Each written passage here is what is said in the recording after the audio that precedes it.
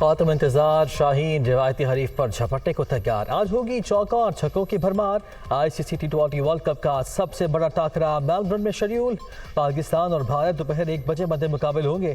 شائقین high voltage مقابلے کے لیے بےتاب۔ ایونٹ کا اہم ترین میچ بارش سے متاثر ہونے کا بھی امکان۔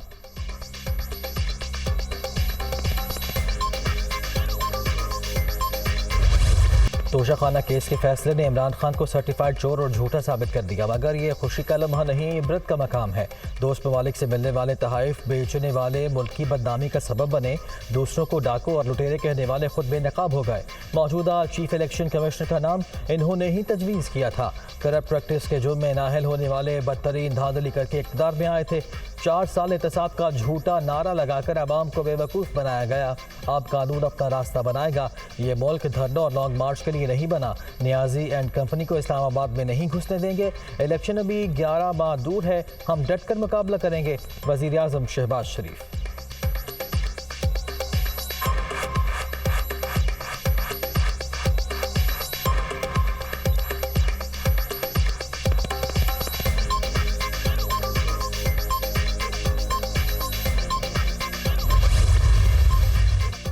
لانگ مارچ کی تاریخ کا اعلان جمعرات یا جمعے کے روز ہوگا۔ راستہ روکا گیا تو ملک بند ہو جائے گا۔ حکمران فیصلہ کر لیں کیا چاہتے ہیں۔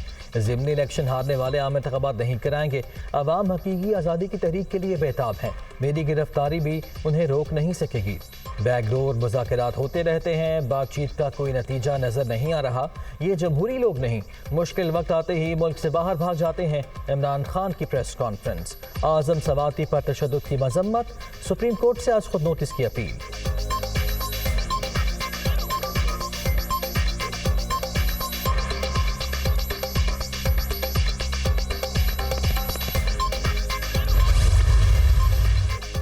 توشہ خانہ کیس میں نااہلی عمران خان نے الیکشن کمیشن کا فیصلہ اسلام آباد ہائی کورٹ میں چیلنج کر دیا۔ حکم نامہ کالعدم قرار دینے کی صدا۔ PTI چیئرمین کی درخواست سماعت کے لیے مقرر۔ عدالت عالیہ پیر کو مقدمہ سنے گی۔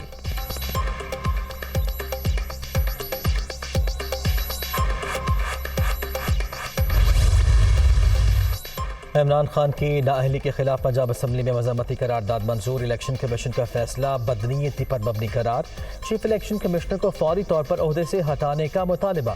اپوزیشن کا احتجاج، اسپیکر ڈائس کا گھیراؤ اور نعرے بازی۔ ECP کے فیصلے کے خلاف گلگت بلتستان اسمبلی میں بھی قرارداد منظور۔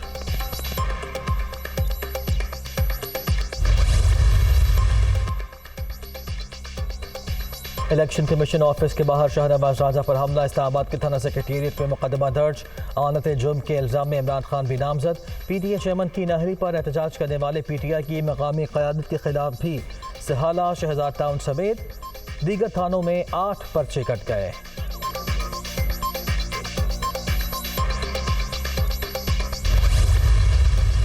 FATF کی گرے لسٹ سے نجات اجتماعی کامیابی، صحت تمام افراد، اداروں اور اتھارٹیز کے سر جاتا ہے۔ فوج پاکستان اور army chief general Qamar Javed Bajwa نے بھی بھرپور کردار ادا کیا۔ عمران خان بطور وزیر اعظم ٹانگ پر ٹانگ رکھ کر بیٹھے تھے۔ ہم نے اپوزیشن میں ہوتے ہوئے بھی بھرپور ہاتھ بٹایا۔ وزیر اعظم شہباز شریف کی پریس کانفرنس۔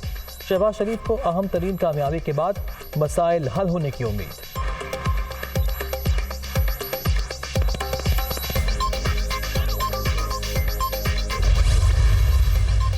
FATF کی گرے لسٹ سے نکلنے کا کریڈٹ آرمی چیف کو جاتا ہے۔ جنرل قمر جاوید باجوہ کی ذاتی دلچسپی اور مسلسل کاوشوں سے ہی اہداف وقت سے پہلے مکمل ہوئے۔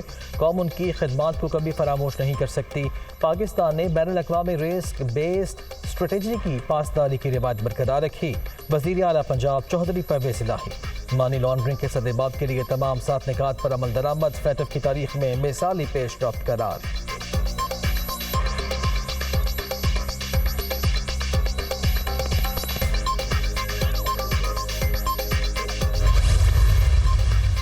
اور گرے لسٹ سے نکلنا پورے پاکستان کی کامیابی۔ PDM نے FATF کے حوالے سے 13 قانونی نکات کی مخالفت کی تھی۔ بہترین معاون ٹیم نے ناممکن کو ممکن کر دکھایا۔ تمام افسروں کو ہیرو تصور کیا جانا چاہیے۔ حماد اظہر۔